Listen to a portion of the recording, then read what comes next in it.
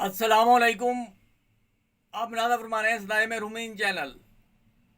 सबसे पहले तो मैं माज़रत ख्वाह हूँ कि मैं लेबर का एक जो इम्पोर्टेंट नोटिफिकेशन जिसका इनडायरेक्ट ताल्लुक कल के जो ईओबीआई के पेंशनर्स हैं उनसे बनता है, वो मैंने बयान करना था लेकिन वो बयान नहीं कर सका और पीटीसीएल की बात भी नहीं कर सका। पीटीसीएल के साथी भी खफा रहते हैं।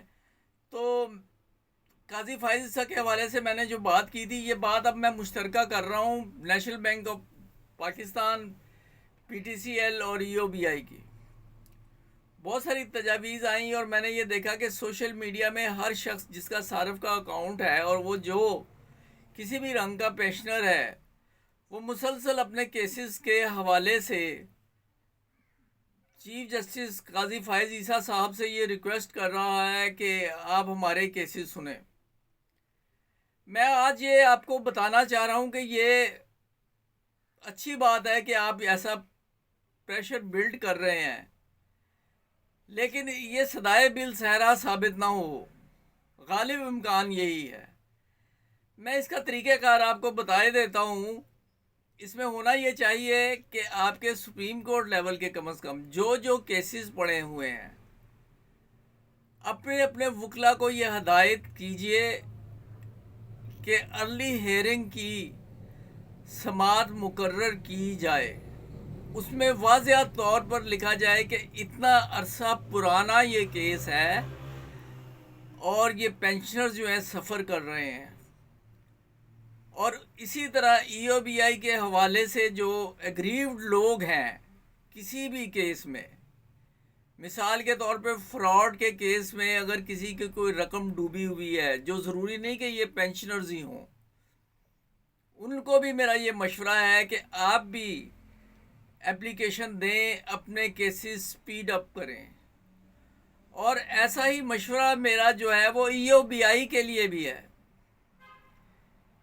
कि जो बड़ी बड़ी सियासी शख्सियात ईओबीआई को खोखला कर गए हैं, उस हवाले से भी प्रोसीडिंग जल्द चलाने की दरख्वास्त करें। क्योंकि अब तक जो पिछले 2-3 दिन में मैंने जज किया है, मैंने अपना ख्याल जाहिर किया था जब इन्होंने हलफ नहीं उठाया था कि क्या हो सकता है।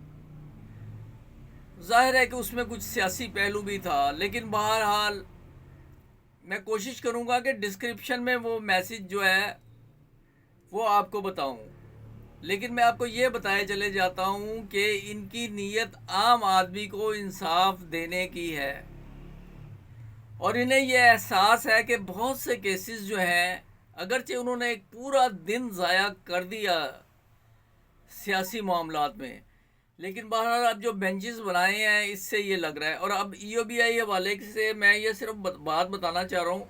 इस बात को बताने का मकसद सिर्फ एक है। ये government of Punjab labour department की तरफ से नोटिफिकेशन निकला है जिसमें इन्होंने ये लिख दिया है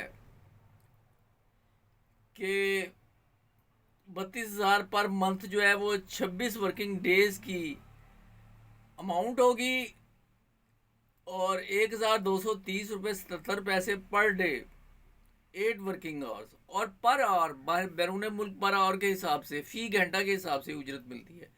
वो आपकी उजरत होगी 153.84 पर आवर। आगे फिर डिटेल दी हुई है उसमें, जो हाउस अकोमोडेशन और ट्रांसपोर्ट फैसिलिटीज़ आपको दी जाती है। ये मज़दूर भाइयों को मैं ये बता रहा हूँ कि अगर आपको हाउसिंग अकोमोडेशन दी जा रही है तो आपसे जो डिडक्शन होनी चाहिए वो सिर्फ 397 रुपये होनी चाहिए। और इसी तरह अगर ट्रांसपोर्ट फैसिलिटी आप हासिल कर रहे हैं तो वो आपने 85 रुपये पर मंथ देने हैं। ये चूँकि मिनिस्ट्री ऑफ लेबर की तरफ से निकाला गया एक नोटिफिकेशन है, तो इसकी पाबंदी जो है वो आजर हजरात पर लाजिम है। अगर इसके बरअक्स हो तो वो आपका हक है।